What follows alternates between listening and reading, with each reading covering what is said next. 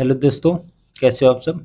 आज हम करेंगे 8th क्लास साइंस का चैप्टर 5th जो कि है conservation of plants and animal, यानी पौधों एवं जंतुओं का संरक्षण।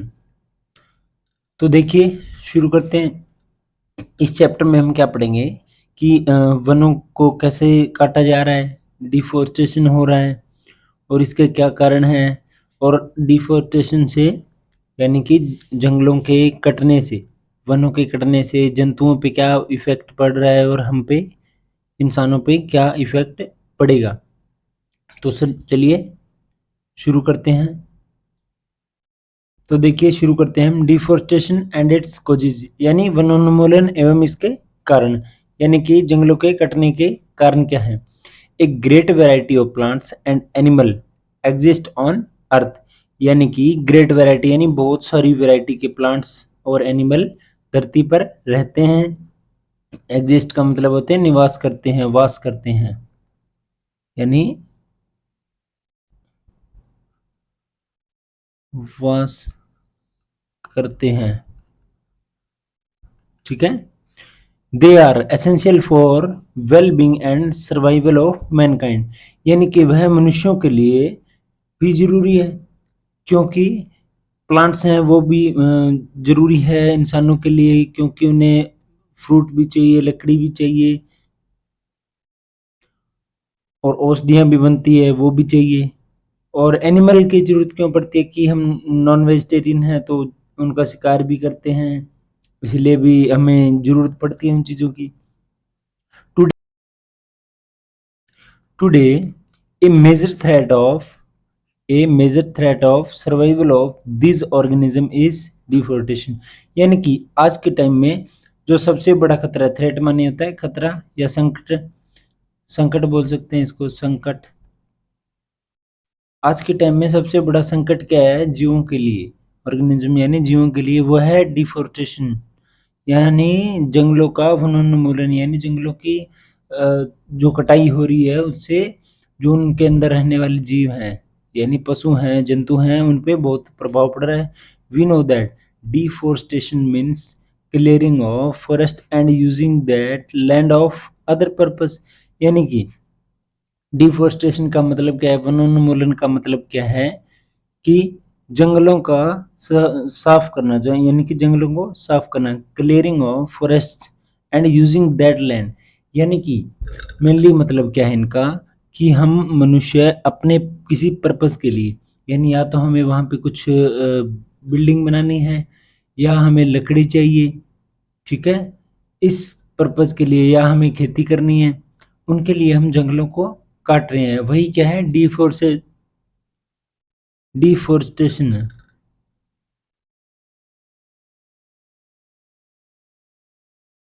यानी वनोन्मूलन है। Trees in the forest are cut for some of the purpose mention below. अब देखिए किन किन पर्पस के लिए जंगलों को काटा जाता है। प्रोक्यूरिंग लैंड फॉर कल्टीवेशन, यानी कि खेती के लिए जमीन को तैयार करना। बिल्डिंग हाउस एंड फैक्ट्रीज, जंगलों को काट के वहाँ पे घर और फैक्ट्रीज बनाना, यानी कारखाने, फैक्ट्रीज यानी कारखाने, जहाँ पे किसी चीज़ की मैन्युफैक्चरिंग होती है। मेकिंग फर्नीचर और यूजेज वुड एज फ्यूल, यानी कि जंगलों की कटाई करने के बाद पेड़ पौधों की जो लकड़ियाँ हैं उनका फर्नीचर बनाते हैं उनसे, और उन लकड़ी को एज ए फ्यूल यानी ईंधन के रूप में हम प्रयोग करते हैं। तो देखिए, पृथ्वी पर पौधों और जानवरों की एक विशाल विविधता मौजूद है। विविधता का मतलब होता है यानी बहुत सारी वैरायटी। ये मानव जाति की भलाई और अस्तित्व के लिए आवश्यक है। आज इन जीवों के अस्तित्व के लिए अस्तित्व को एक बड़ा खतरा, वो बड़ा खतरा क्या है, वनों की कटाई है। हम जानते हैं कि वनों की कटाई का अर्थ है जंगलों को साफ करना और उस भूमि का अन्य उद्देश्यों के लिए उपयोग करना। जंगल में पेड़ नीचे बताए गए कुछ उद्देश्यों के लिए काटे जाते हैं। ये उद्देश्य कौन कौन से हैं? खेती के लिए जमीन खरीदना, मकान और कारखाने बनाना, फर्नीचर बनाना, ईंधन के रूप में लकड़ी का उपयोग करना। फर्नीचर का मतलब होता है लकड़ी से बने हुए चीजें, यानी आपके दरवाजे हो गए, दरवाजे, मेज, लकड़ी की कुर्सियां, ठीक है, मेनली ये चीजें बनती हैं। और आपकी होम डेकोर के लिए यानी घर पे बहुत सारी चीजें जो है अलमारी वगैरह लकड़ी से बनती हैं। तो ये हो गए। अब देखिए उनके परिणाम क्या है, डिफोरेस्टेशन के परिणाम क्या है, यानी वनोन्मूलन के परिणाम परिणाम क्या है। देखिए अब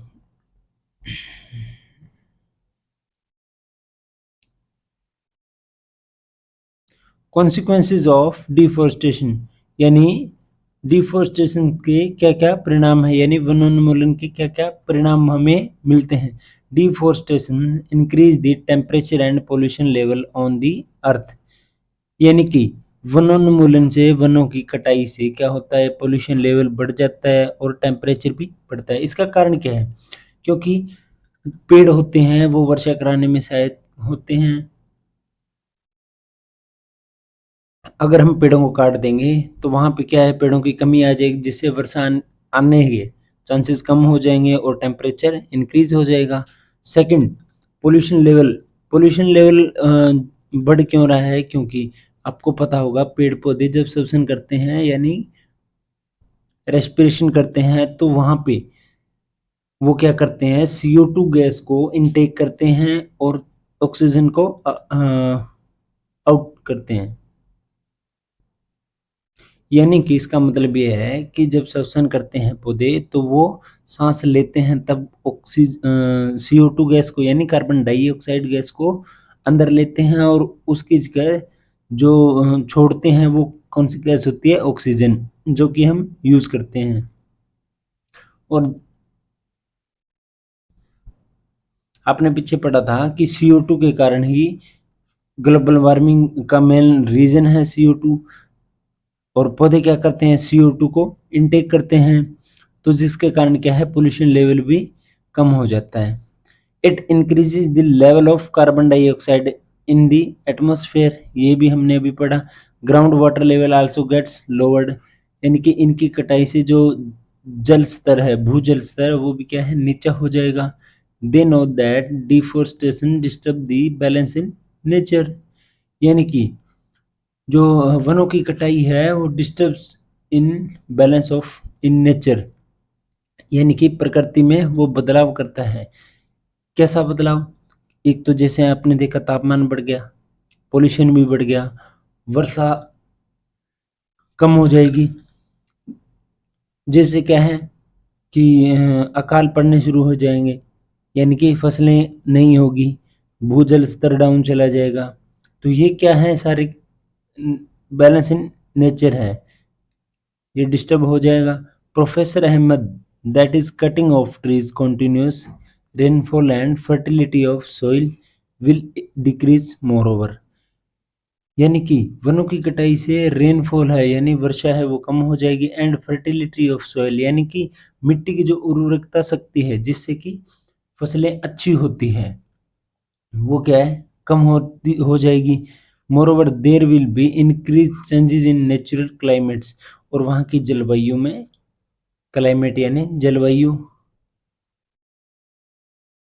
क्लाइमेट यानी जलवायु, जलवायु में क्या है, बदलाव आ जाएगा। जैसे मैंने बताया गर्म हो जाएगी जलवायु वहाँ की। Such as floods and droughts, या तो वहाँ पे फ्लड्स यानी बाढ़ आ जाएगी, बाढ़, या वहाँ वहाँ पे क्या होगा, ड्रॉट्स यानी सूखा पड़ जाएगा, सूखा, ठीक है।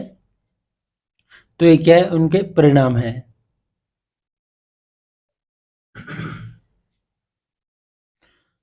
वनों की कटाई से पृथ्वी पर तापमान, प्रदूषण का स्तर बढ़ जाता है, तापमान और प्रदूषण का स्तर बढ़ जाता है। इससे वातावरण में कार्बन डाइऑक्साइड का स्तर बढ़ जाता है, भूजल स्तर भी कम हो जाता है। वे जानते हैं कि वनों की कटाई से प्रकृति का संतुलन बिगड़ जाता है। प्रोफेसर अहमद का कहना है कि अगर पेड़ों की कटाई जारी रही तो वर्षा और मिट्टी की उर्वरकता में कमी आ जाएगी। इसके अलावा बाढ़ और सूखे जैसी प्राकृतिक आपदाओं की संभावना बढ़ जाएगी, यानी कि बाढ़ और सूखे की कैसे बढ़ जाएगी, इसका कारण क्या है कि या तो बाढ़ मतलब बारिश है वो बहुत ज़्यादा हो जाएगी या होगी ही नहीं, ठीक है? अगर बहुत ज़्यादा होगी तो बाढ़ आ जाएगी, बहुत कम हुई तो वहाँ पे सूखे से प्रकृति है वो इफ़ेक्ट हो जाएगी। अब देखिए how does deforestation reduce rainfall on the one hand and lead the floods on other hand. यानी कि अब हम बात करेंगे कि एक तरफ तो हमने बात की कि रेनफॉल बहुत ज़्यादा हो जाएगी यानी बाढ़ आ जाएगी, दूसरी तरफ हमने बात की कि वर्षा बहुत ही कम होएगी यानी सूखे की संभावना बढ़ जाएगी। तो देखिए recall that plants need carbon dioxide, यानी याद कीजिए कि जो प्लांट्स है वो श्वसन के लिए क्या यूज़ करते हैं, कार्बन डाइऑक्साइड, यानी रेस्पिरेशन के लिए CO2 यूज़ करते हैं, कार्बन डाइऑक्साइड यूज़ करते हैं, ठीक है। फॉर फोटोसिंथेसिस, यानी फोटोसिंथेसिस के लिए CO2 आवश्यक है। Favour trees would mean that less carbon dioxide will be used up resulting, यानी कि कम पेड़ों का मतलब है कि कार्बन डाइऑक्साइड का यूज कम होगा, ठीक है। It in its increase amount of in the temperature, यानी कि जैसे हमारे वातावरण में CO2 की अमाउंट ज़्यादा है लेकिन क्या है वहाँ पे पेड़ पौधे क्या है कम है, तो पेड़ पौधे बहुत ही कम मात्रा में उस CO2 को ले सकेंगे, इसलिए क्या है जो हमारे पर्यावरण में है वो क्या है जो CO2 की मात्रा है वो बढ़ती जाएगी। This will lead to global warming, और ये क्या है ग्लोबल वार्मिंग का कारण बनेगी, क्योंकि CO2 गैस से ग्लोबल वार्मिंग बढ़ती है। CO2 traps the heat rare rays reflected by अर्थ,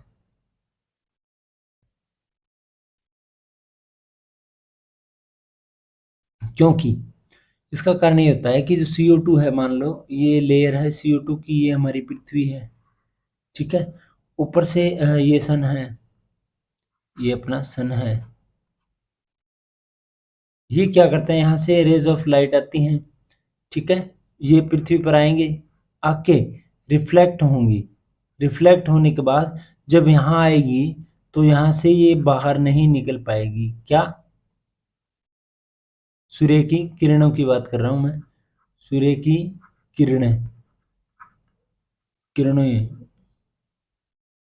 ठीक है। यहाँ से ये CO2 है, यहाँ पे CO2 यहाँ से नहीं निकल पाएगी तो यहाँ पे क्या होगा कि यहाँ पे फंस के रह जाएगी और वापस पृथ्वी की तरफ चली जाएगी, जिसके कारण क्या होगा कि जो किरण है वो बाहर नहीं जा पा रही हमारे वातावरण से, और वो क्या है वातावरण में ही रहेगी, जिससे कि हमारा वातावरण गर्म हो जाएगा। The increase in temperature on the earth disturb the water cycle and make reduce rainfall, यानी कि जितनी ज़्यादा धरती गर्म होगी उससे क्या होगा कि वाटर रिसाइकल एंड में रिड्यूस रेनफॉल, इससे क्या होगा कि जो वाटर का साइकिल है, यानी कि जो वाटर वेपर ऊपर उठ के बादल बनाते हैं और फिर वर्षा करवाते हैं, वो साइकिल क्या है रिड्यूस हो जाएगा यानी डिस्टर्ब हो जाएगा। दिस कुड कॉज ड्रॉट्स, और इससे क्या है सूखे की संभावना बढ़ जाती है। याद रखें कि पौधों को प्रकाश संश्लेषण के लिए CO2 की आवश्यकता होती है। कम पेड़ों का मतलब यह होगा कि कम कार्बन डाइऑक्साइड का उपयोग किया जाएगा, जिसके परिणाम स्वरूप वातावरण में इसकी मात्रा बढ़ जाएगी। इससे ग्लोबल वार्मिंग को बढ़ावा मिलेगा, क्योंकि कार्बन डाइऑक्साइड पृथ्वी से परावर्तित ऊष्मा किरणों को फंसा लेती है। जैसे यहाँ पे समझाया मैंने आपको, पृथ्वी पर तापमान की वृद्धि में जल चक्र गड़बड़ा जाता है। अब आगे देखिए, deforestation is major cause which leads to change in soil property, यानी कि जो वनों का कटना है या कटाव है, वनोन्मूलन है, उससे क्या होता है कि जो मिट्टी की प्रॉपर्टीज हैं यानी कि प्रकृतियां हैं उसमें चेंज आ जाता है। वो कैसे होता है उनकी उर्वरकता शक्ति कम हो जाती है, उनमें किसी एक चीज का चीज की मात्रा बढ़ जाती है, दूसरी चीज की घट जाती है, यानी कि ह्यूमस की मात्रा घट गई और उसमें जो अम्लीय प्रवृत्ति है वो बढ़ गई। ऐसे चेंजेस होते हैं, ये क्या है प्रॉपर्टीज हैं उनकी। Physical properties of soil get affected by, यानी कि फिजिकल प्रॉपर्टीज जो हैं, यानी कि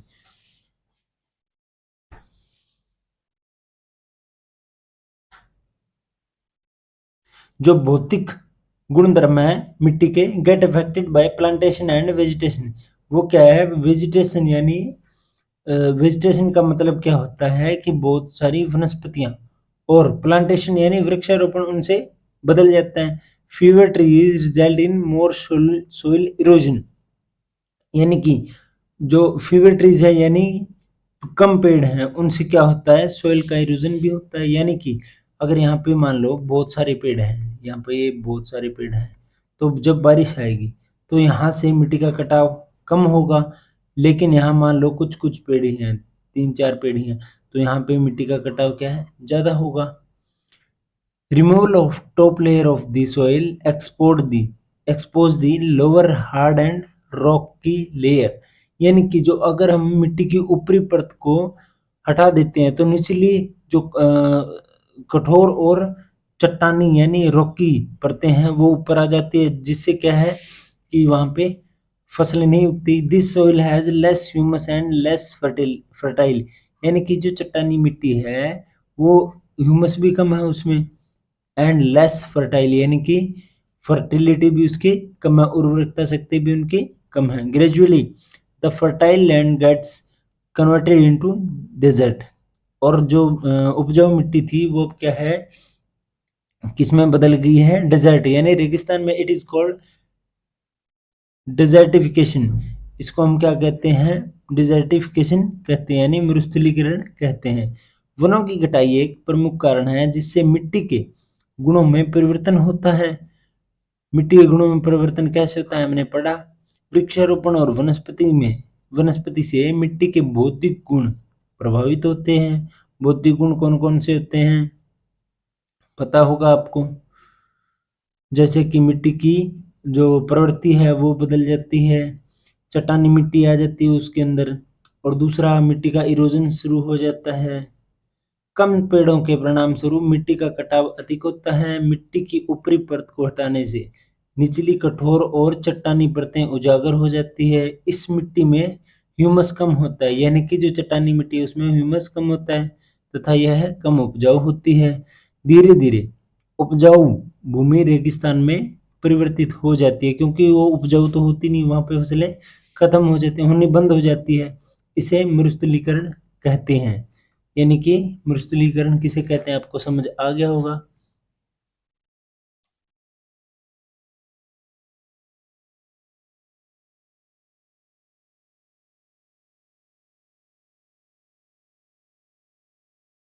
अब आगे देखिए, deforestation also leads to decrease in water holding capacity of the soil, यानी कि जो वनोन्मूलन है उनसे क्या है, लीड्स टू डिक्रीज, यानी मिट्टी को इस स्टेज पे पहुंचा देती है कि उनमें पानी जो सोखने की क्षमता है वो खत्म हो जाती है। जैसे हम बात करें रेगिस्तानी मिट्टी की, यानी राजस्थान के जो डेजर्ट है, रेगिस्तान है, वहाँ की मिट्टी में अगर हम पानी डालेंगे, बालू मिट्टी बोलते हैं उसको, तो वो पानी क्या है, मिट्टी के अंदर चला जाएगा। लेकिन अगर उस मिट्टी को हम उठाएंगे तो उस मिट्टी के अंदर एक्चुअल में वो पानी नहीं होता, वो धरती के अंदर चला जाता है। अगर वहीं पे हम बात करें लाल मिट्टी की या चिकनी मिट्टी की, वहाँ पे क्या होता है, मिट्टी अपने अंदर पानी सोख लेती है और काफ़ी समय तक उस मिट्टी को हम गीला रख सकते हैं। ठीक है, तो वो क्या है, वाटर होल्डिंग कैपेसिटी है उसकी। In water holding capacity of the soil, the movement of water from the soil surface into the ground is reduced, यानी कि the movement of water from soil surface into the ground, यानी कि जो मिट्टी की सतह है वहां से जमीन में जो पानी आता है उसकी दर कम हो जाती है, तो वहां पे क्या है, बाढ़ आ जाती है। और बाढ़ कैसे आती है, आपने देखा होगा कभी कभी जमीन के अंदर ऐसे दरारें पड़ जाती है। उन दरारों का मतलब क्या है कि जो पानी है, सतह का पानी है, वो जमीन के अंदर जा रहा है। अगर वो सतह का पानी जमीन के अंदर जाना बंद हो जाए तो वहां पे बाढ़ आ सकती है, क्योंकि जो पानी होगा वो मिट्टी सूखेगी नहीं, जिससे क्या है वो पानी कभी सूखेगा नहीं और वहाँ पे बाढ़ आ जाएगी। The other properties of the soil like nutrients content extra also change because of deforestation. यानी कि जो उसमें न्यूट्रिशन है मिट्टी में, यानी पोषक तत्व है, उसका कंटेंट है, टेक्सचर है, यानी बनावट है उसकी, वो सब क्या है बदल जाती है। किसके कारण? डिफोरेस्टेशन के कारण, यानी कि वनोन्मूलन के कारण सब कुछ बदल बदल जाता है। अब हम बात करते हैं conservation of forest and wild life, यानी कि हम वन और वन्य प्राणियों का संरक्षण कैसे कर सकते हैं। ठीक है, तो conservation of forest and wild life, wild life क्या होती है? जो जंगली जीवों की लाइफ होती है उन्हें कहते हैं। देखिए बायोस्फीयर, अच्छा देखिए कंजर्वेशन यानी कि उनका संरक्षण कैसे कैसे करते हैं हम, कि हमारी सरकार ने वनों को कुछ भागों में बांट दिया है जहाँ पे मनुष्यों का आवागमन बहुत ही कम है, और अभी हम उन्हीं के बारे में बात करेंगे कि वो कौन कौन से भाग हैं जिन्हें बांट दिया है। Biosphere is that part of the earth in which living organism exist और विच सपोर्ट्स लाइफ, यानी कि जो बायोस्फीयर यानी जीव मंडल है, वह पृथ्वी का वह भाग है इन विच जिसमें कि लिविंग ऑर्गेनिज्म यानी कि जीवित जीव मौजूद है, एग्जिस्ट यानी मौजूद है, और विच सपोर्ट्स लाइफ, और जो जीवन का समर्थन करता है यानी कि जीने की इच्छा करता है। बायोलॉजिकली डाइवर्सिटी और biodiversity refer to the variety of organism existing on the earth, यानी कि जो बायोलॉजिकल डाइवर्सिटी है यानी कि जैविक विविधता है, और बायोडाइवर्सिटी यानी जैव विविधता है, वो क्या करती है? Refers to variety of organism existing on the earth, वह क्या करती है? जो पृथ्वी पे रहने वाले जितने भी जीव हैं उनको रेफर करती है। ठीक है, दियर inter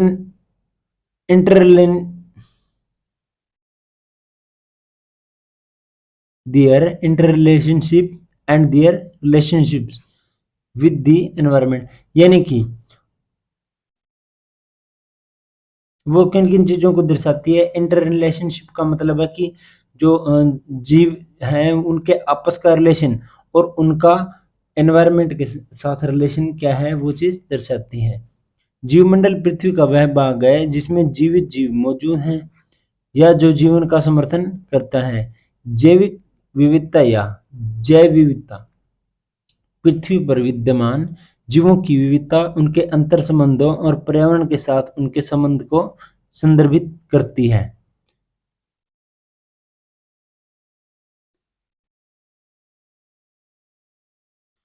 to protect our flora and fauna, flora क्या है कि पेड़ों की जितनी भी जाति हैं उनको फ्लोरा बोलते हैं, और फ्यूना क्या है? जीवों की जितनी प्रजाति हैं उनको फ्यूनम बोलते हैं।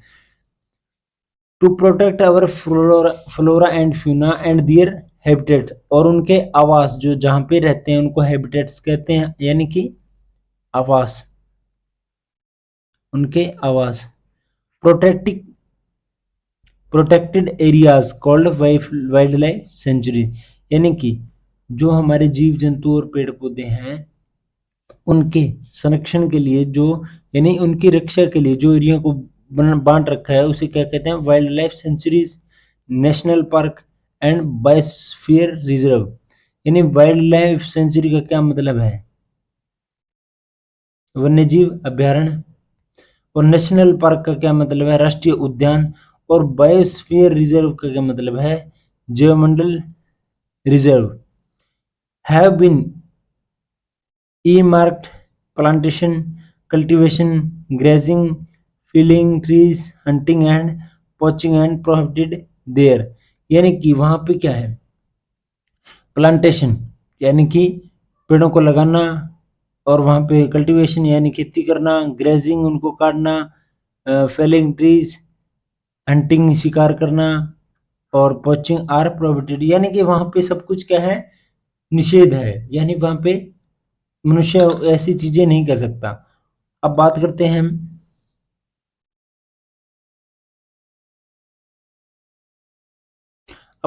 सबसे पहले wild life sanctuaries.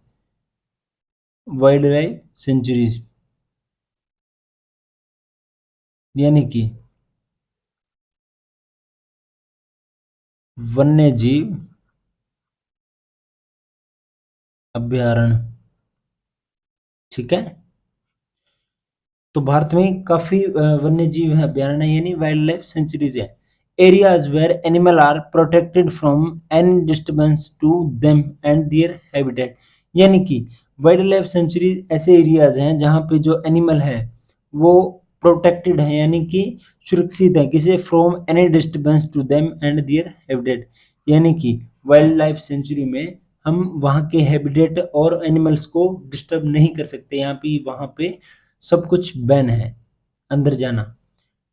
National park, अब राष्ट्रीय उद्यान की बात करते हैं हम। राष्ट्रीय उद्यान, राष्ट्रीय उद्यान की बात करते हैं हम।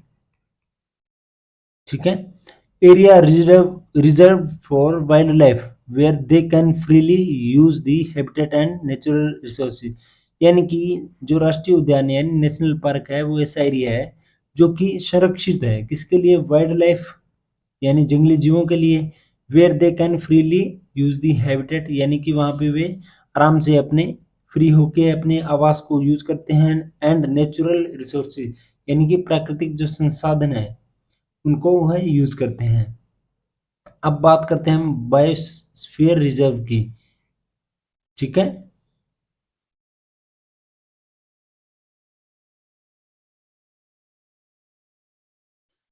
जयमंडल की।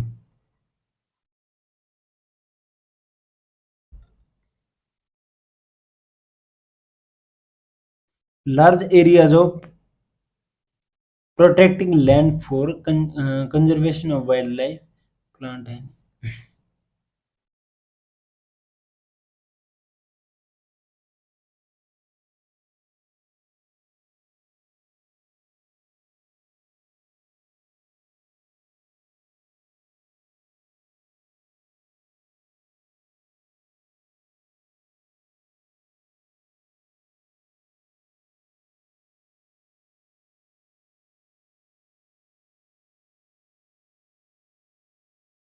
अब हम बात करते हैं बायोस्फीयर रिजर्व की। ठीक है, large area of protected land यानी कि एक प्रोटेक्टेड लैंड का लार्ज एरिया है फॉर कंजर्वेशन ऑफ यानी किसकी सुरक्षा के लिए, संरक्षण के लिए, wild life plant and animal resources यानी कि जंगली जीवों, पौधों और एनिमल के जो आवास हैं, संसाधन हैं, उनके संरक्षण के लिए बहुत बड़ा एरिया होता है, उसको हम बायोस्फीयर रिजर्व कहते हैं। And traditional life of their tribals living in the area, और वहां पे रहने वाली जो जनजाति हैं, ट्राइबल्स क्या होते हैं, जनजाति, और जो पारंपरिक जनजाति है उनकी, उनके संरक्षण के लिए एक बड़ा भूभाग होता है। तो हमने देखा कि जो सरकार है हमारी, उन्होंने उन्होंने वनस्पति और जीवों को संरक्षण देने के लिए तीन तरह के भागों में बांट दिया है जंगलों को। पहला क्या है, वाइल्ड लाइफ सेंचुरी यानी वन्य जीव अभ्यारण्य, दूसरा है राष्ट्रीय उद्यान और तीसरा है बायोस्फीयर रिजर्व। तो आगे हम,